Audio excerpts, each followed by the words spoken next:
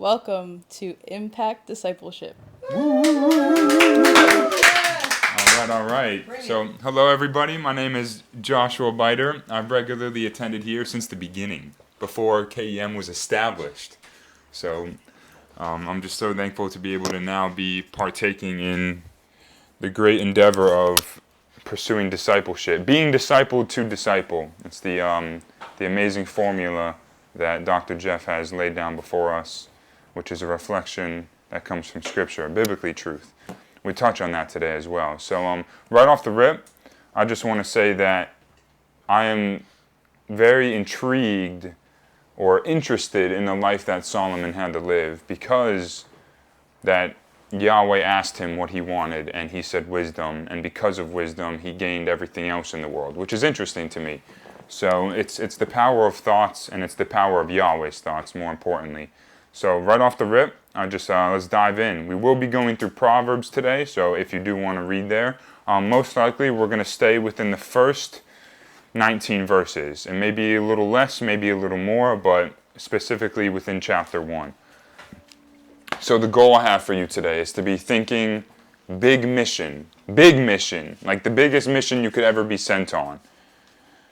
Reverence Yahweh, fear Yahweh, respect Yahweh, love and honor Yahweh. And that's going to be the life that we live, more so the obedience that we have to His commandments. This is a reflection of the love that we truly have for Yahweh.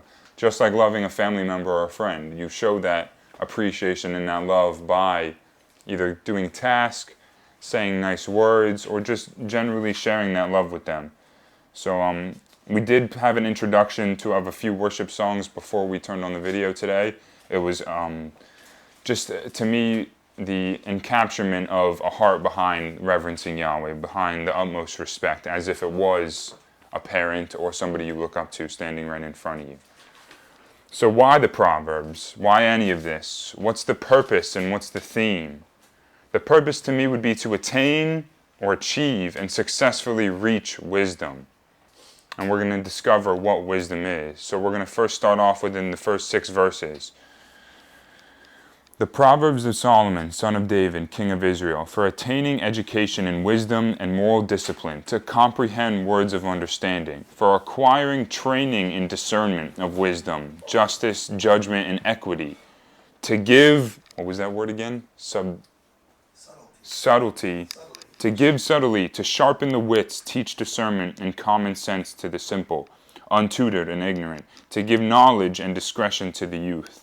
The wise and educated scholar also may hear and increase his store of knowledge, and a man of understanding may receive sound guidance. For cultivation of the mind and training in the ethical principles by the use of proverbs, mashal, parables and warnings, melzah, sayings of the sages, debris, hakmen, and their riddles and puzzling questions, hiddah.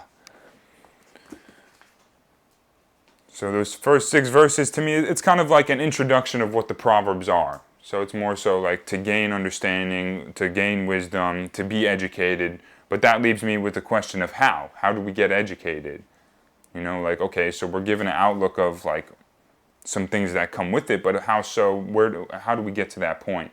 And I wrote a little statement here. It's by devoting time and energy into studying these parables, phrases, and riddles throughout all of the scriptures, and wrestling with the Holy Spirit to have a clear indication of what Yahweh is saying about the matter at hand. Whether that's a conversation or an action to be taken, we become knowledgeable by simply asking Yahweh for help. To become educated, you must seek counsel, for every great man takes heed to those in higher ranking or position above him. For humility opens the door to sound insight, and confirmation will always be given by Yahweh. How much more the counsel of the Spirit than the counsel of a man, and how much more the words of Yahweh than that of a man. The Scriptures are your best source of informational packed documents and writings, which will only enable you to have a deeper sense of truth, or any truth at all. And what is truth? There seems to be many truths by many men, but ultimately there is one truth, one way, and one life. We're animated by one Lord, one faith, one baptism, Ephesians 4:5. Do not have 2 differing weights in your bag, one heavy, one light. Do not have 2 differing measures in your house, one large, one small.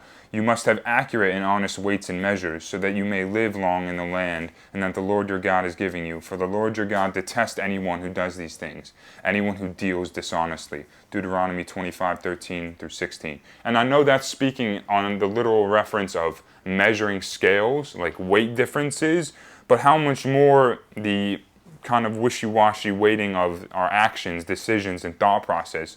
So that stuck out to me in the aspect of being animated. So one Lord, one faith, one baptism. I said one truth, one way, one life. So the one truth would be one truth would be one Lord.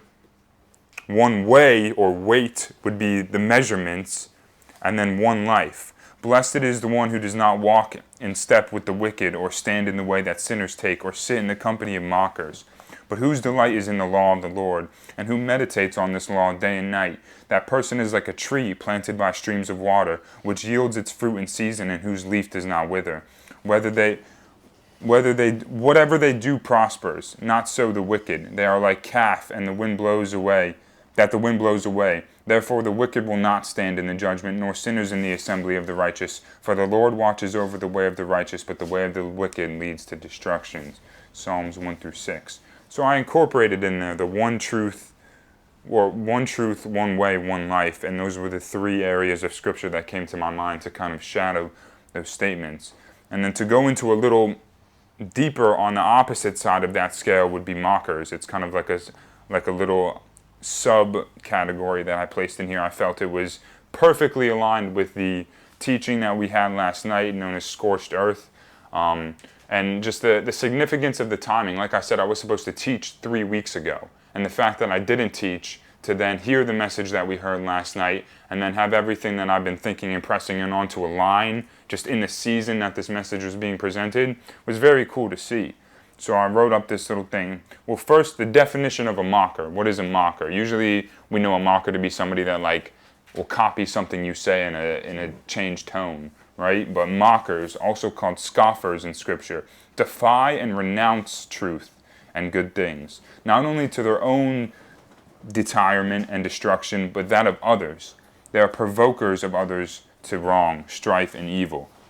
Whoever mocks the poor shows contempt for their Maker. Whoever gloats over disaster will not go unpunished. And this is something that I relate, Proverbs 17:5. This is something I related to in a lot, because it's not like we give praise when we see things happen in people's life where we might have like a negative implication of that, but to have a kind of a sense that is spiteful, that may even kind of chuckle or grin at somebody else's despised downfall, or in a mentality of like they got what they deserve, is very dangerous. And I've been there a lot, and that's been something that I've had to refine in the aspect of not being judgmental or even thinking that people deserve what they deserve, because ultimately we all deserve the same thing according to Yahweh.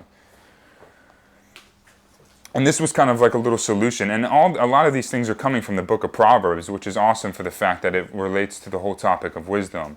So then this to me was in a sense, a solution to getting rid of that mindset. Drive out the mocker and out goes the strife. Quarrels and insults are ended. One who loves a pure heart and who speaks with grace will have the king for a friend. Proverbs 22:10-11. And so that leaves me to ask, what do you fill your mind with? Where does your counsel come from? Do you even have a source of which you gain knowledge or honest information?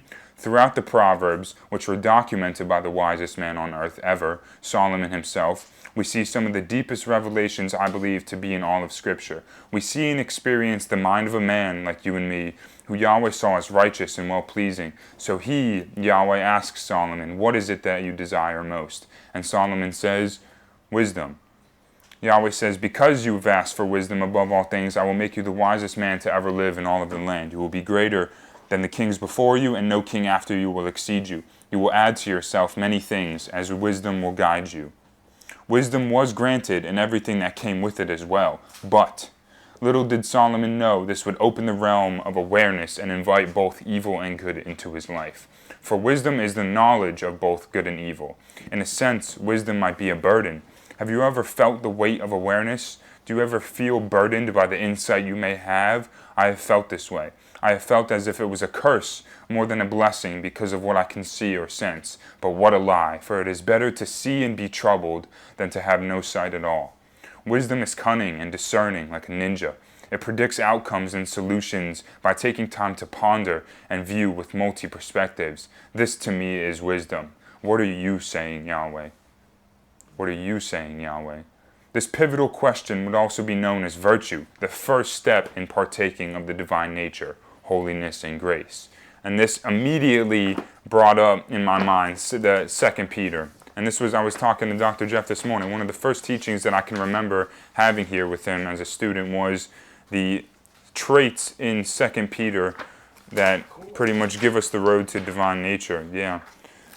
Let's see. Let me pull up 2 Peter. If I can. No, I'm too far. There it is.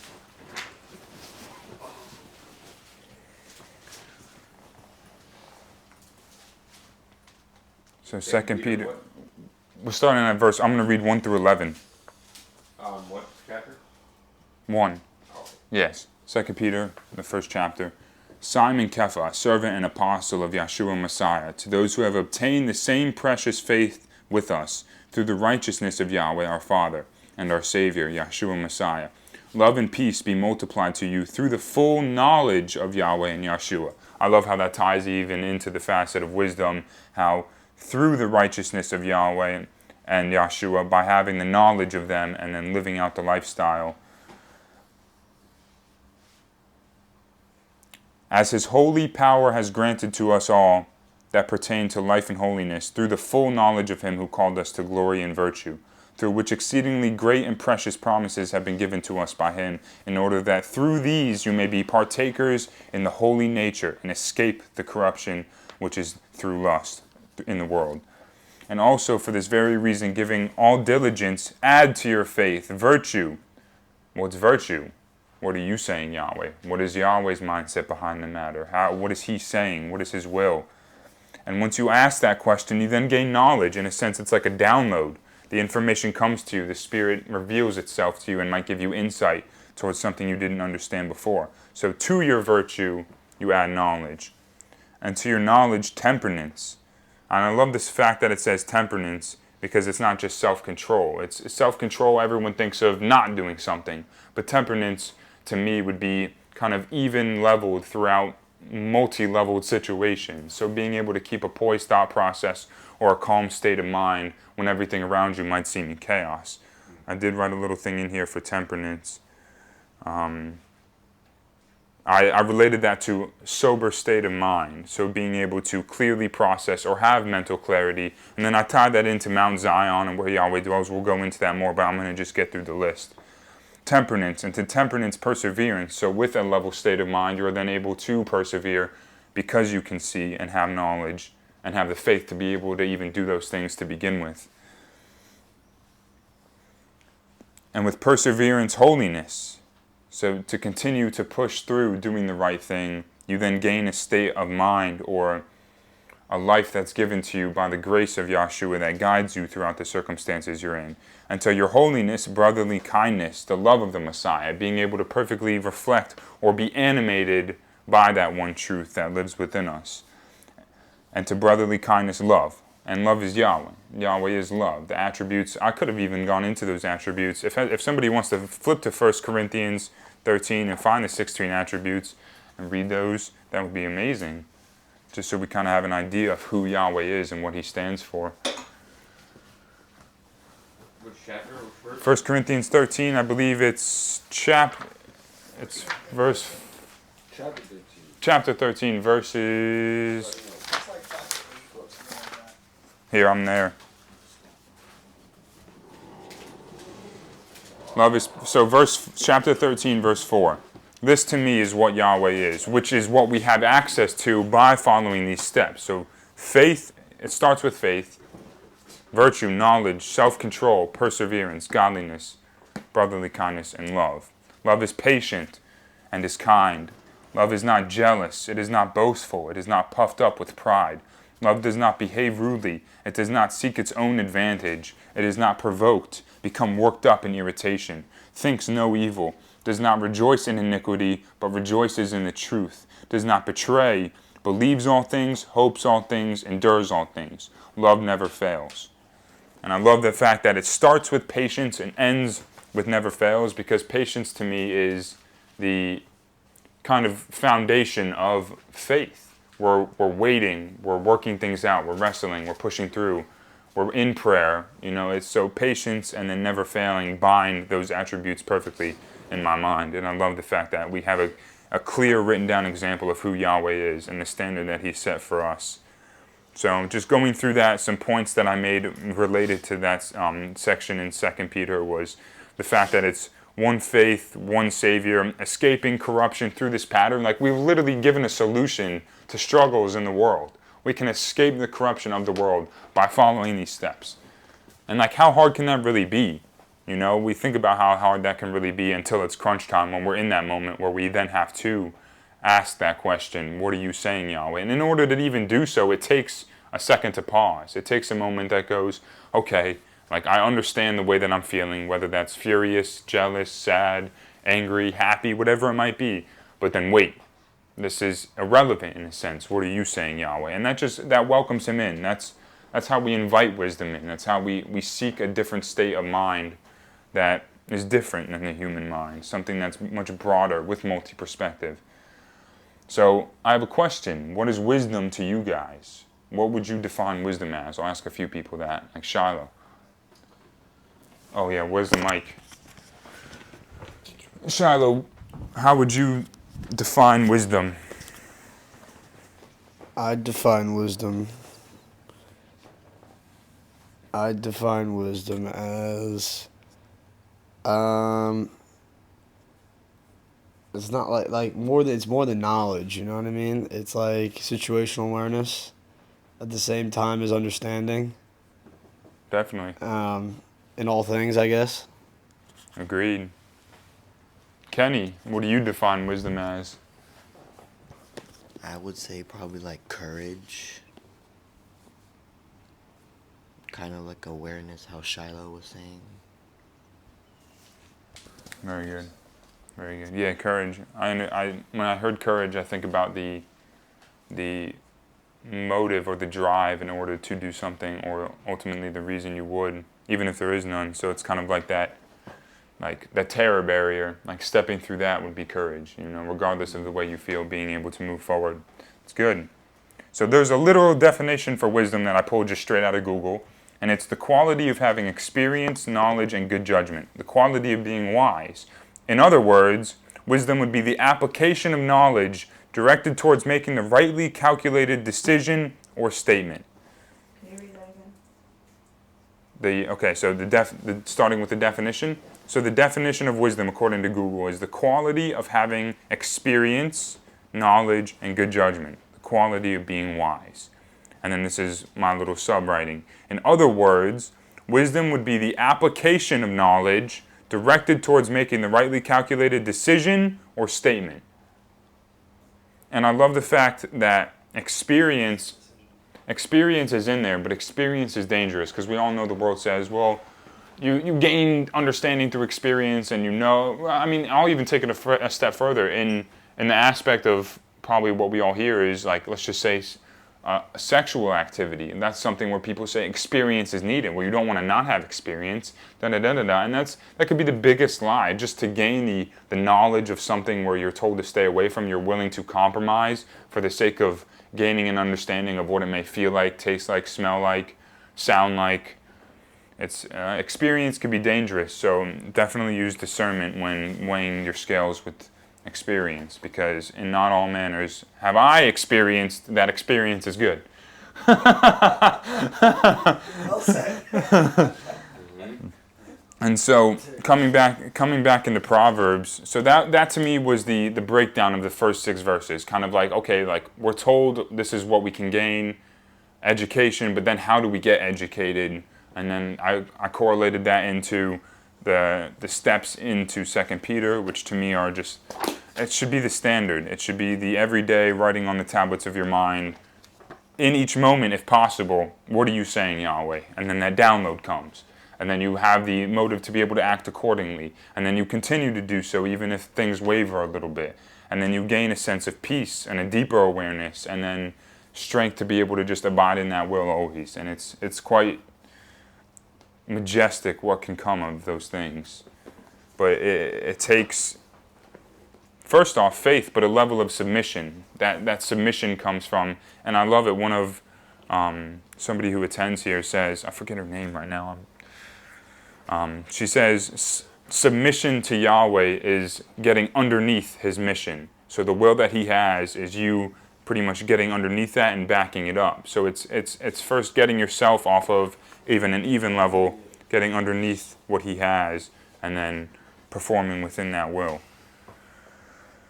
So then we go back into Proverbs, right back into verse 7. So going through the first 6 verses, like I said, I see kind of like an introduction, and then we have the first step towards this is what you do. And this is the ultimate goal of what I want you to be leaving today with, that you need to be thinking about throughout these moments in life. The reverence of Yahweh, verse 7 in Proverbs chapter 1. The reverence of Yahweh is the beginning, first requirement, chief part of knowledge, wisdom. Only fools, morally perverse, turning from what is right, despise wisdom and instruction. My son, listen to the instruction of your father, and do not forsake the Torah, teaching of the law of your mother. There will be like an ornament of beauty around your head, the kippah, and like a chain of adornment around your neck. And I love the fact that it uses the word reverence, because it adds such a deeper meaning to, in a sense, fear.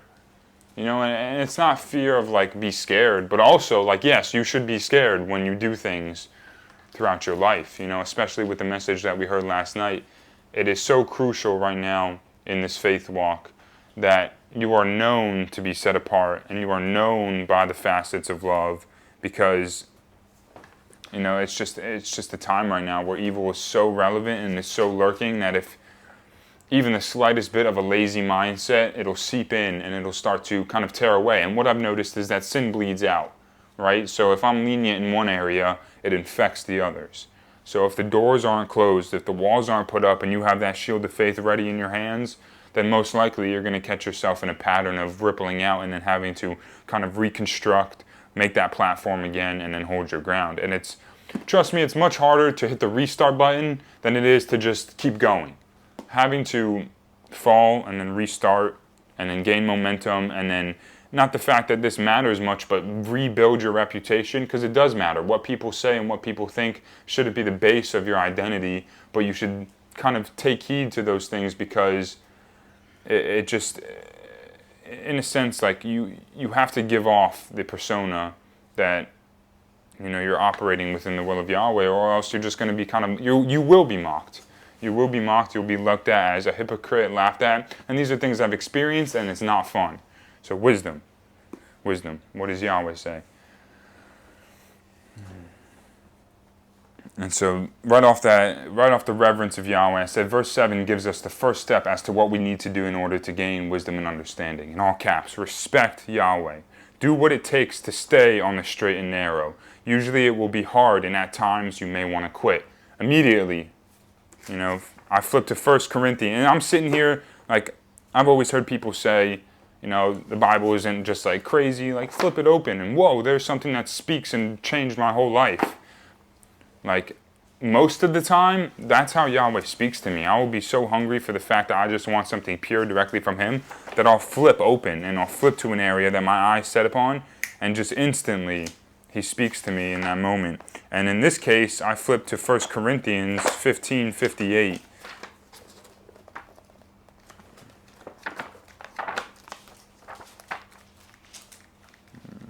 Where'd it go? Back more. 1 Corinthians. This is why a paper Bible is good. I'm starting to memorize where things are. So respect Yahweh. I'll say it again. Respect Yahweh. Do what it takes to stay on the straight and narrow. Usually it will be hard, and at times you may want to quit. 1 Corinthians 15:58. Therefore, my beloved brothers, be steadfast, immovable, always abounding in the work of Yahweh, knowing that your labor is not in vain in Him. I mean, how many times throughout the week do we feel like everything is kind of worthless? Or me personally, like, what am I doing this for? Or I start to think about faith in the questioning aspect. What's the point? Is there even? I try and, in a sense, I flirt with the opposite mindset of, is there even a God?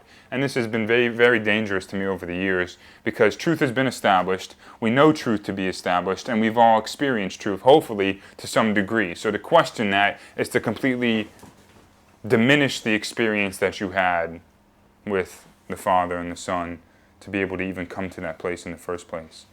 So I say, be serious, be intentional, for the devil seeks to consume and distract a mind that is lazy. And I changed the wording there a little bit, because it's the verse says, the devil lurks waiting to devour those of whom, help me out here. He lurks around as a roaring lion. Like a beast in the field, right? Yeah, but the reason I added the mind that is lazy is because you can have the awareness, you can have the knowledge, you can even have wisdom. But if you are not diligent in exercising these steps of godliness, first virtue, then ultimately, like I said, something is going to seep in and it's going to ripple. And then it's going to be harder to mop it all up than it would be to just have the door closed in the first place. So be diligent, because right now in the world, I know you guys can see what's going on. And it's crazy. And I'm not even on social media, but I see the news turn on, I hear what people are talking about, and I'm like, how much of a blessing it is to not even have awareness of those things. Like I'm honored and I'm blessed to be able to have a lack of stress from the awareness of what goes on in the world. But the enemy, and he's within too. He wants to be self-deceiving above all things. So I said, be well balanced, but 1 Peter 5:8. Be well balanced, temperate, sober of mind. Be vigilant and cautious at all times. For that enemy of yours, the devil, roams around like a lion, roaring in fierce hunger, seeking someone to seize upon and devour. And I think if that was a structure, the soft spot or the weak point of that building would be laziness, a mindset that goes, well, or later, or so it's like, okay, like we're told that this is a warfare. Like the spiritual realm is alive, and this is ultimately a reflection of it. But if we are not in a state of mind that goes high alert, aware, but also lower myself so he may increase. Like when somebody looks at you, they should look through you and see Yeshua. That was something that Dr. Jeff said, and I was like, whoa. Like the way that my mind envisioned that was like transparency almost. Like we've seen a screen bin patio, right? Like you can still see everything outside perfectly. You know what's there, but like the screen is there. Like we're supposed to act as that screen. So the Spirit, I see it like a mist, I don't know, like the way that I see the Spirit move is like a cloud that goes through and in people and operates in multi-dimensionals at once. But we're supposed to be as that screen, open and transparent, so that he can move through us. Because if we are closed off like a brick wall due to pain, hurt, regret, whatever it might be, what's that word, the 3 R's? Resentment, whatever those things might be, that pretty much the Spirit comes because he wants to be intertwined with us. But if we're closed off, he's ultimately just going to either go the other way, or he'll push right through you without you wanting. Like, it can go both ways. Either welcome him in, or he's going to break the door down. You don't want the door to be broken down. I can tell you that much. It's not fun. So invite him in, welcome him in. It's the relationship that you can have. And I love how Proverbs even speaks about wisdom as if it's, a her. Because to me, being a single 22-year-old guy, it's very relevant to be thinking about relationships. I mean, even not at just 22. Throughout high school, even probably people, my grandma and my grandpa were 16 and 19 when they got married, and then had 3 kids and were running a household. You see a 16-year-old now complaining about the fact that they're being told they're a woman. I don't know, whatever it might be. Like, it's just absurd, the difference of responsibility and it's crazy. Yes, it's crazy. Everybody is so confused in the world, and it's like, okay, like this falls back into that one truth. And I might have told people recently that like one truth was kind of the ministry-oriented route I wanted to take. Like there's only one truth, and we may all have different perceptions or understandings or even relationships with Yahweh. But he does not change. He does not say one thing and do another, or do one thing and say another. It's been the same. It's always been the same, and it will always be the same. He can't change. Only we waver in what we decide or conclude we want to work best for us. So then after that verse in 1 Peter, I started thinking about that whole lazy mind concept and being vigilant and like be cautious. When you hear be cautious, that should scare you a little bit. Like, okay, like there's something that is seeking me out that I want nothing to do with. So like a warrior or like an army or whatever you might like, you lock your door when you go to bed at night. And how much more your mindset to the enemy who's seeking to literally destroy you in every way possible. So I said sober-minded, Mount Zion, where Yahweh dwells, mental clarity or revelations. A mind that is sober is able to download insight and process that of which is being said by Yah. Then seek confirmation through prayer, the scriptures, and counsel. You always seek confirmation to the things you feel or download because you could be self-deceived. Nugget. True wisdom admits and knows nothing by its own accord, nor can you ever stop really learning. Be cautious, for pride is the bride of foolishness. And then I want to now find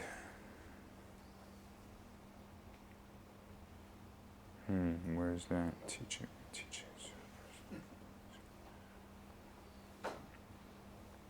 So like I was saying, that whole one truth, that was kind of the mindset of ministry that I had been thinking, like, okay, like how can I exercise my gifts and talents into ministry? What would I do if I had a ministry?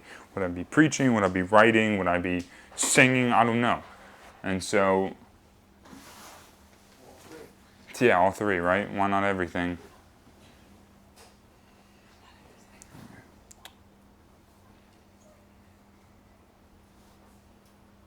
Dang, I can't find it. Okay, so obviously it's not meant for now.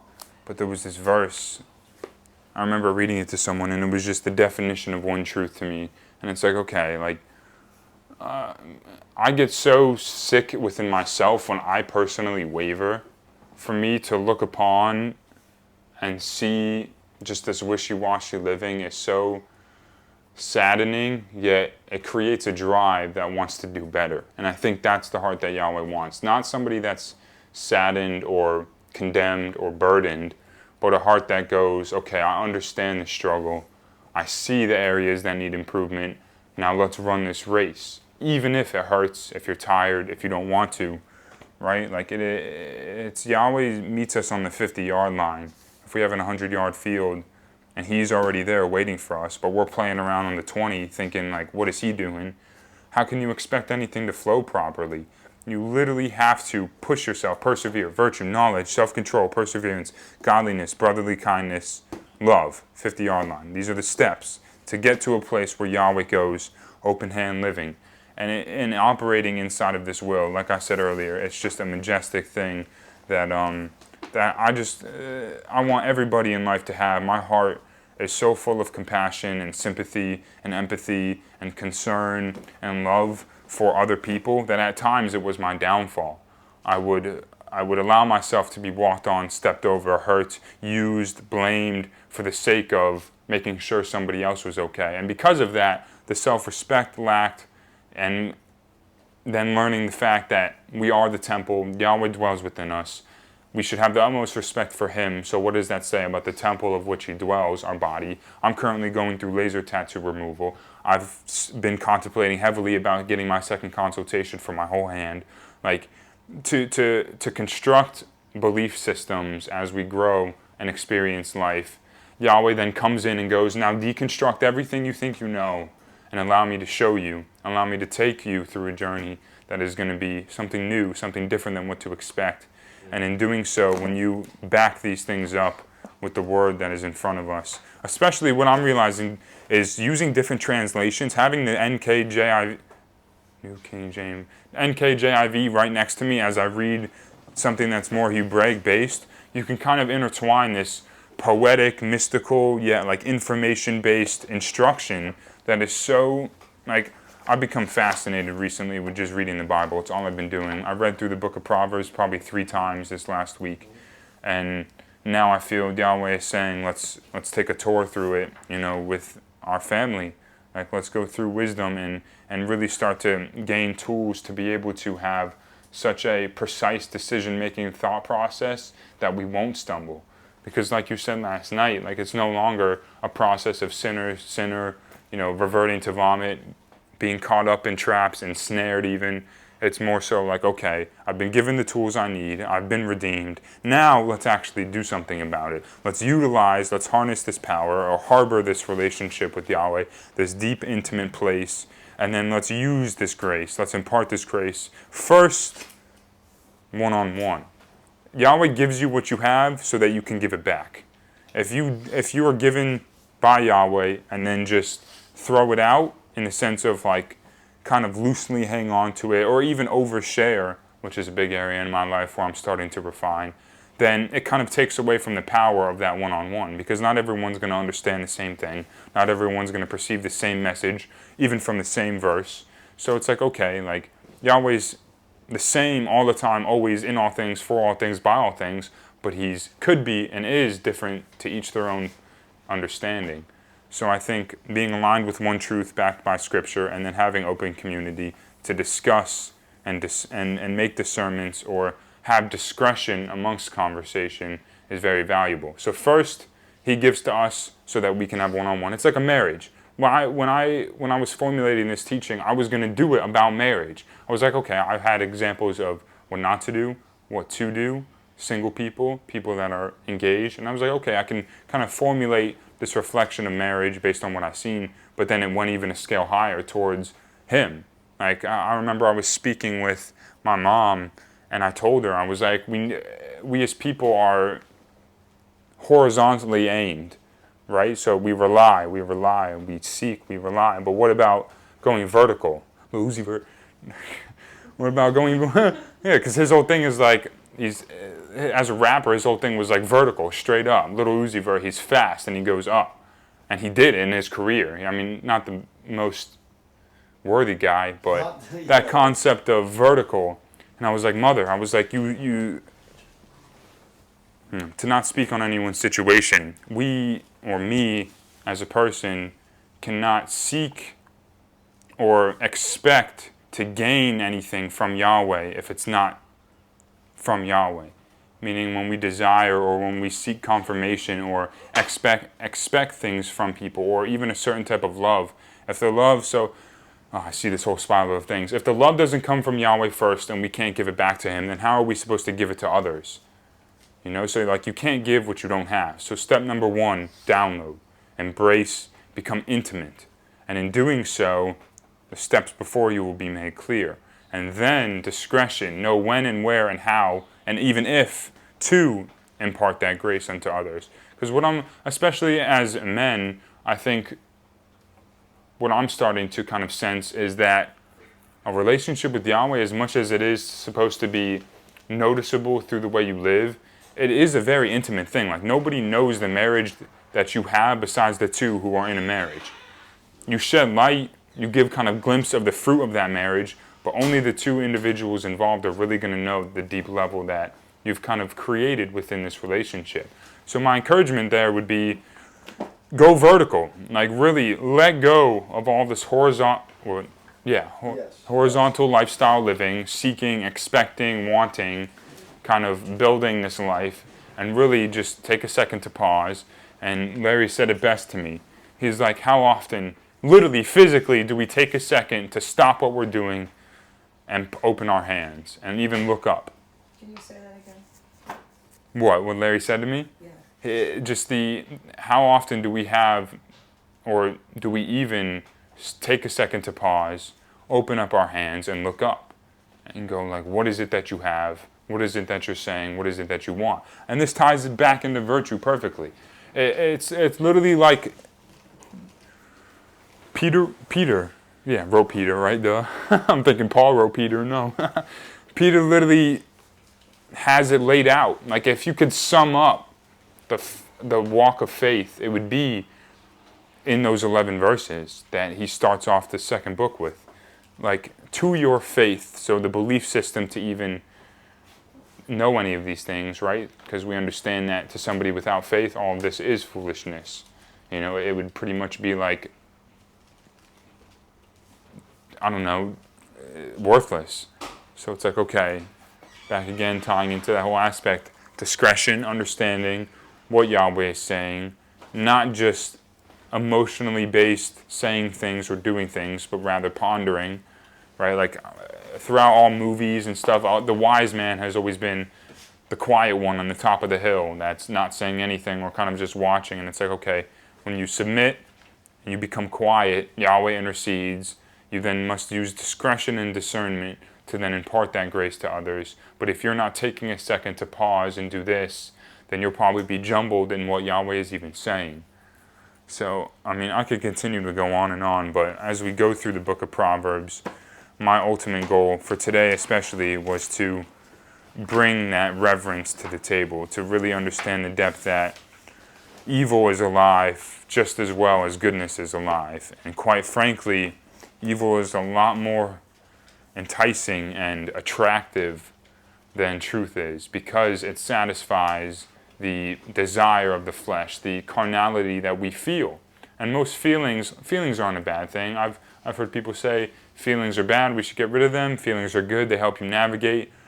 In all things, be well balanced, be temperate. I love that word. I'm gonna go get it tattooed on my forehead. I'm just temperate. Be temperate.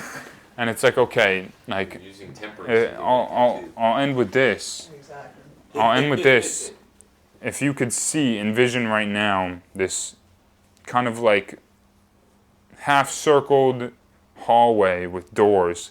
If you've ever played the Lego Star Wars game, you understand the lobby is there with the doors to each level, right?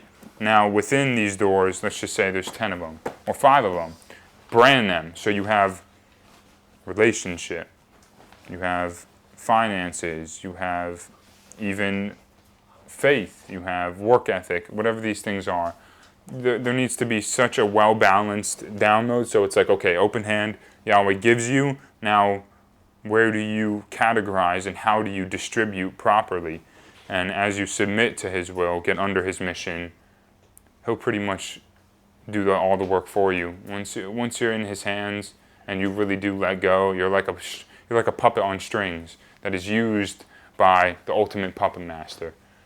And yeah, so my encouragement today, or my sending off, would be reverence Yahweh, respect Yahweh, fear Yahweh, honor Yahweh. Be sober-minded and be ready, because it's war out there. Amen.